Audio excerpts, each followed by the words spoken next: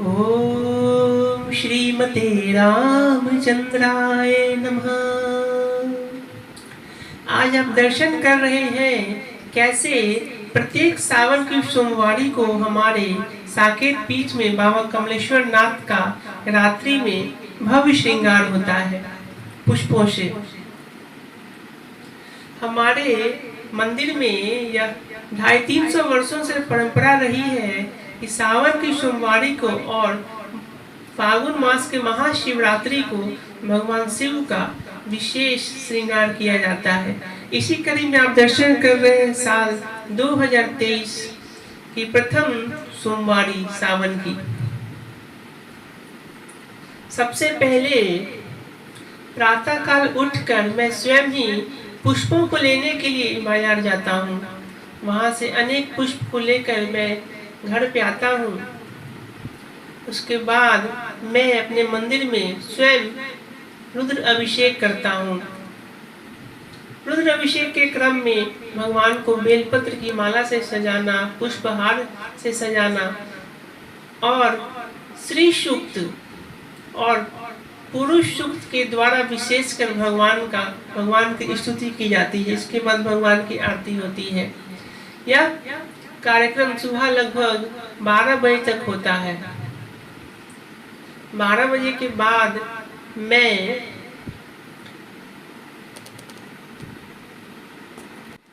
12 बजे के बाद भी कई लोग हमारे मंदिर में आते रहते हैं। सोमवार को उनके लिए मंदिर का पट खुला रहता है।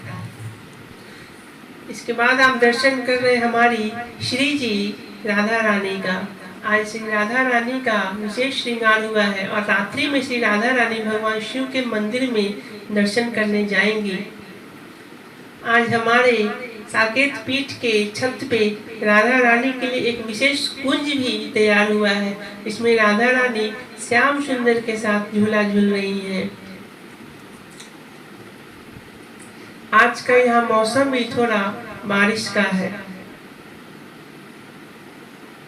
अब आप दर्शन कर रहे हैं शाम 4 बजे दोबारा मंदिर धोने के बाद मैं स्वयं श्रृंगार का कार्यक्रम शुरू कर रहा हूँ।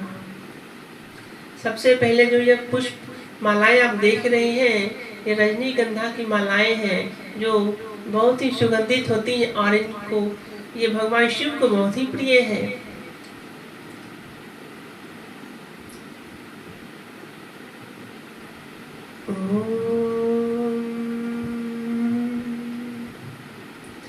इन मालाओं को ऊपर से नीचे तक सजाने के बाद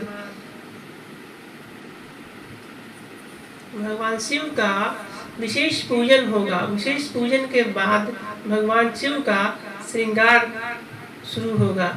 यह जो आप दर्शन कर रहे हैं यह सिर्फ ऊपर मंडप की झांकी है। ओम नमः शिवाय।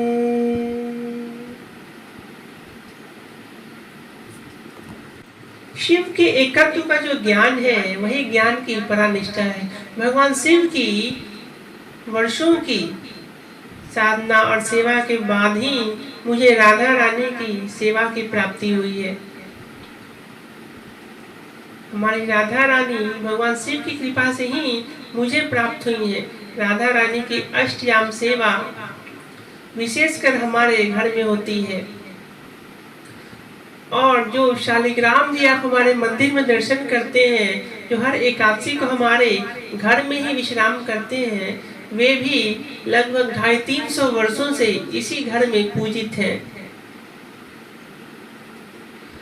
हमारे कुल परंपरा के पूर्वजों ने बहुत ही प्रेम और समर्पण और धैर्य के साथ भगवान की सेवा की है और दास इसी क्रम को आगे बढ़ा रहा है।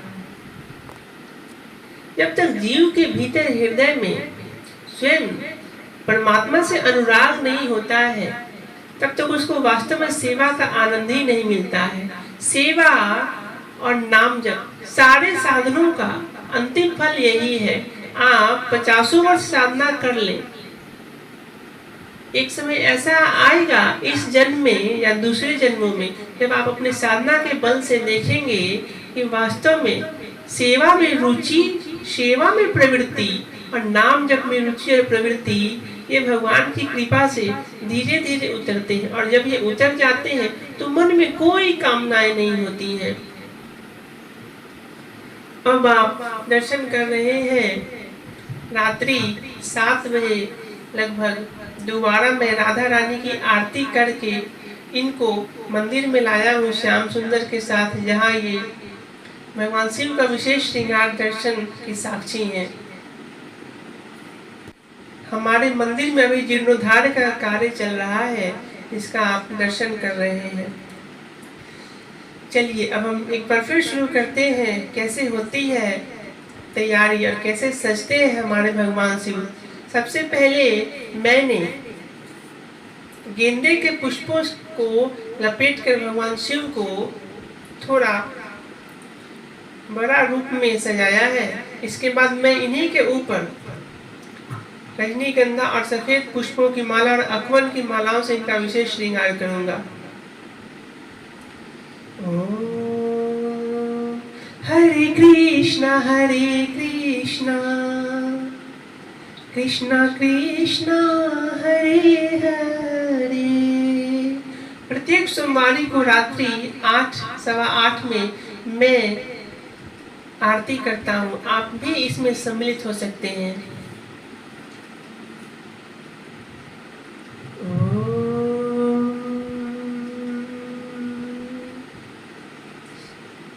जो डमरू आप देख रहे हैं इसे मैंने बनारस से भगवान शिव के लिए मंगवाया है, और जो त्रिशूल आप दर्शन कर रहे हैं इसे मैंने देवघर से मंगवाया है, जहाँ भगवान वैद्यनाथ ज्योतिर्लिंग के रूप में विराजमान है।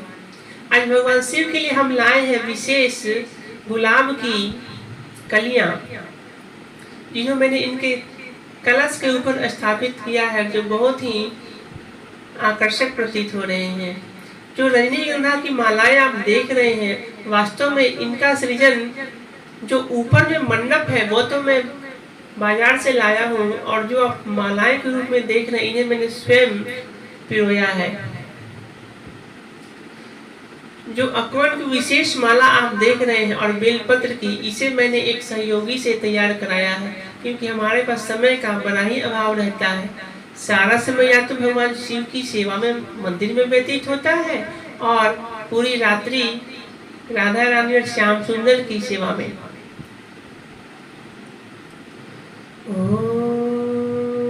आप बहुत ही दुर्लभ पाएंगे कि भगवान शिव का उपासक और राधा रानी का उपासना एक साथ करता हो। प्रायः अनन्यता के नाम पर जीव और बड़े बड़े साधक जो कई वर्षों से साधना में लगे हैं, वे भी अपनी ही बुद्धि से भ्रमित हो जाते हैं और भेद कर बैठते हैं। किंतु जब आप साधना में उतरते हैं और एकमात्र परमात्मा को प्रेम करना चाहते हैं, परमात्मा को प्रत्यक्ष अनुभव करना चाहते हैं, तब आप देखेंगे कि वास्तव में जो श्री राम है वे ही कृष्ण है, जो कृष्ण है वे ही महाकाली भी है, जो महाकाली है वे ही शिव है, जो शिव है वे ही पार्वती है, जो पार्वती है वे ही राधा है, जो राधा है वे ही मूल प्रकृति है, महाशक्ति है, और जो महाशक्ति है वे ही दुर्गा भी है। कोई किसी में भेद नहीं है। जो निर्गुण उपासना के साधक है उनके लिए वही निर्गुण है, सगुण निर्गुण कुछ भेद नहीं है। इसीलिए परमात्मा की सेवा सच्चे हृदय से एकत्व के साथ करनी चाहिए। सारा ज्ञान अपने भीतर ही प्रकट होने लगता है, किसी से कोई प्रश्न करने की इच्छा ही नहीं रह जाती, ना ही किसी तीर्थ में जाने की इच्छा रह जाती है, क्योंकि सेवा जब समर्पण भाव से की जाती है तो भगवान शिव, स्वयं राधा रानी, कृष्ण, भगवान कृष्ण, स्वयं सीताराम सरकार सारा विवेक अपने भीतर ही देने लगते हैं। नदामी बुद्धि योगम, जैसा कि भगवान स्वयं गीता में कह रहे हैं, वो विवेक उसी जीव के भीतर जागृत होने लगता है जो वास्तव में सेवा में और भक्ति में प्रवृत्त होते हैं। अब भगवान शिव की विशेष श्रृंगार के बाद मैं स्वयं इनकी आरती करूंगा।